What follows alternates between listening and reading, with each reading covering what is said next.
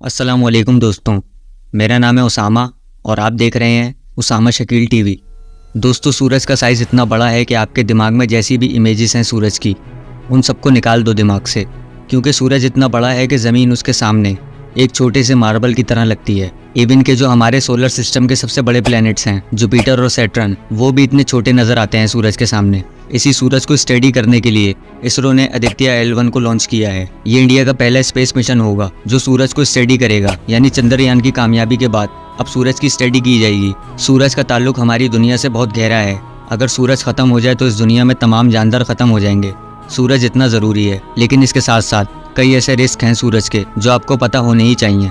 सन से ultra violet rays, solar फ्लर्स और कई ऐसे रेडिएशंस निकलती हैं जो बहुत ही ज़्यादा खतरनाक हैं। सन से जो रेस निकलती हैं, cosmic rays, gamma rays, X rays, ultraviolet rays, infrared rays, microwave, radio wave, ये जितनी भी रेस हैं ये सूरज ऑब्जर्व भी करता है अपनी तरफ और दूसरी तरफ रेडिएट भी करता है। और कई बार ऐसा होता है कि जो सैटेलाइट दुनिया को ऑर्बिट करती है तो सनलाइट की इन्हीं रेस की वजह से कई सैटेलाइट डैमेज हो जाती हैं। कुछ सैटेलाइट तो परमानेंट डैमेज हो जाती हैं और दूसरी कुछ ऐसी होती हैं जिनकी मेंटेनेंस में बहुत खर्चा बढ़ जाता है। यही वजह है कि सन की रेस को स्टडी करना बहुत ज़रूरी है और आदित्य L1 सूरज के इसी चीज़ को स्टडी करेगा। सूरज की जितनी भी लेयर्स हैं उनको स्टडी करेगा और सूरज के सबसे ऊपर जो लेयर होती है जिसको कोरोना कहते हैं उसको भी ये स्टडी करेगा। और आदित्य L1 में एक पार्टिकल डिटेक्टर भी होगा। ये सूरज की तरफ से आ रहा है किसी भी पार्टिकल को या यूनिवर्स से आ रहे किसी भी पार्टिकल को, उसको भी ये आदित्य L1 स्टडी करेगा।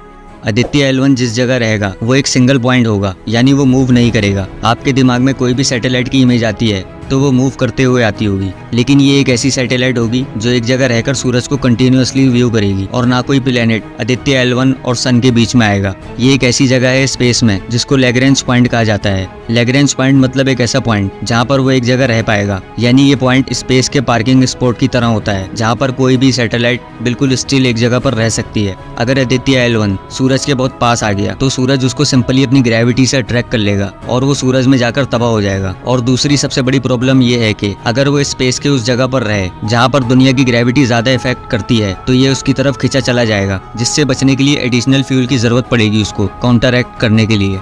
लेकिन स्पेस में मौजूद इन पार्किंग पॉइंट्स यानी लैग्रेंज पॉइंट की खास बात यह है कि ये एक ऐसी जगह होते हैं जहाँ पर ना तो सन की ग्रेविटी ज्यादा इफेक्ट करती है और ना अर्थ की, यानी दोनों ग्रेविटी का खिंचाव एक दूसरे को कैंसिल आउट कर देता है और इससे एक ऐसा पॉइंट बनता है जहाँ पर स्पेसक्राफ्ट आराम से रह सकता है। हमारे पूरे सोलर सिस्टम में 5 ऐसे पार्किंग स्पॉट यानी 5 लैग्रेंज पॉइंट हैं। आदित्य L1 जो है, इसके नाम से आपको पता चल रहा होगा, ये जो पहला पार्किंग स्पेस है यानी L1, यहाँ पर ये जाकर बैठेगा। और आदित्य मतलब सूरज और L1 मतलब ये स्पेस का पार्किंग पॉइंट, और इसलिए इस मिशन को आदित्य L1 का नाम दिया गया है। आदित्य L1 को तकरीबन 127 दिन लगेंगे अपने डेस्टिनेशन में पहुंचने के लिए, यानी लैग्रेंज पॉइंट तक पहुंचने के लिए। वो लैग्रेंज पॉइंट 15 लाख किलोमीटर दूर है हमारी जमीन से। जैसा कि आपने सुना होगा कि चांद करीब 3,84,000 किलोमीटर दूर है हमारी दुनिया से, लेकिन ये उससे 4 गुना ज्यादा दूरी पर है, यानी 15 लाख किलोमीटर। और एक बहुत इंपॉर्टेंट बात जो आपको जाननी चाहिए कि सन से कभी कभी सोलर मैग्नेटिक स्ट्रॉम भी आते हैं, यानी जिस तरह हमारी दुनिया में तूफान आते हैं, अगर हमारे सोलर सिस्टम की बात करें तो सोलर मैग्नेटिक स्ट्रॉम भी आते हैं और इससे हमारी जमीन के एनवायरनमेंट तक को फर्क पड़ता है। ये भी बहुत इंपॉर्टेंट स्टडी सब्जेक्ट होने वाला है आदित्य L1 के लिए। वो एक ऐसे रीजन में रहेगा जहाँ पर उसको किसी तरह की कोई डिस्टर्बेंस महसूस नहीं होगी, यानी वहाँ से वो कंटिन्यूअसली सूरज को देखेगा और सन को स्टडी करेगा। और आपको एक बात बता दूं, यहाँ पर सोलर वेदर, ये जो सोलर वेदर टर्म है इस पे ध्यान दो। जिस तरह वेदर यानी क्लाइमेट जमीन पर होता है, वैसे ही सोलर वेदर भी होता है। जमीन की क्लाइमेट की तरह नहीं। जैसे जमीन के क्लाइमेट में विंड होता है, स्ट्रॉम होता है, बादल वगैरह होते हैं, वैसे ही जो स्पेस क्लाइमेट होता है उसमें अलग अलग रेस होती हैं। आदित्य L1 पर जनवरी 2008 से काम चल रहा है। फिर 2016-17 में सिर्फ 3 करोड़ का बजट एक्सपेरिमेंट के लिए दिए गए और इसके बाद इस मिशन में और भी डेवलपमेंट्स हुई और इसका नाम आदित्य L1 तय किया गया। और फाइनली जब सब कुछ तैयार हो गया, यानी सारा मैप और सारी प्लानिंग हो गई, उसके बाद 370 करोड़ का बजट तय किया गया और उतना पैसा इसरो को एलोकेट किया गया और फाइनली इतने पैसे से ये बनकर तैयार हुआ और लॉन्च हुआ। सन का जो मैग्नेटिक स्टॉर्म होता है वो बहुत ही ज्यादा खतरनाक होता है, उससे ये स्पेसक्राफ्ट भी डैमेज हो सकता है। और इसी बुरे हालात को देखते हुए इसमें बहुत से ऐसे एडवांस टेक्नोलॉजी का यूज किया गया है ताकि ऐसा कुछ हो या मैग्नेटिक स्टॉर्म आए भी तो ज्यादा इशू ना हो।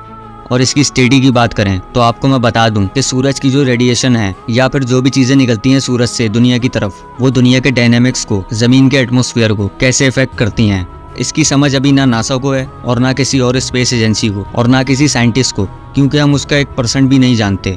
नासा का जो सोलर पार्कर प्रोब है जो सन को ऑलरेडी स्टडी कर रहा है, जो अभी डेटा कलेक्ट करने में ही लगा हुआ है, और आदित्य L1 इसी डेटा कलेक्शन में एक एक्सटेंशन होगा जो कि बहुत तेजी से डेटा कलेक्ट करने की कोशिश करेगा और इंसानियत को as entire scale Parker probe और आदित्य L1 ये दोनों मिलकर ऐसा डेटा प्रोवाइड करेंगे जिससे साइंस की जो नॉलेज है सूरज के बारे में और सूरज से निकलती रेस के बारे में, जिससे जमीन पर बहुत असर पड़ता है, भले ही वो असर इनविजिबल होता है लेकिन पड़ता है, तो इनको जानने में बहुत मदद मिलेगी इंसानों को। जिस जगह पर ये खड़ा होगा उस जगह को टैग दिया गया है अनइंटरप्टेड व्यू।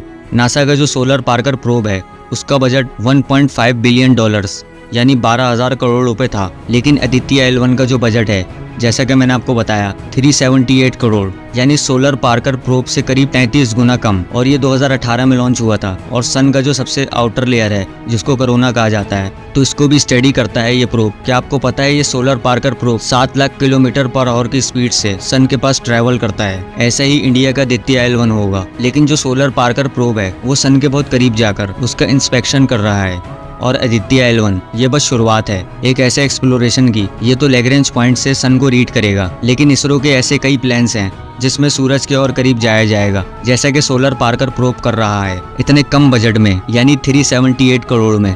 इतना बड़ा मिशन, ये भी बहुत बड़ी बात है। अगर वीडियो पसंद आई तो वीडियो को लाइक करें, अपने दोस्तों के साथ शेयर करें और मज़ीद इस तरह की वीडियो देखने के लिए चैनल को सब्सक्राइब करें। अल्लाह हाफिज़।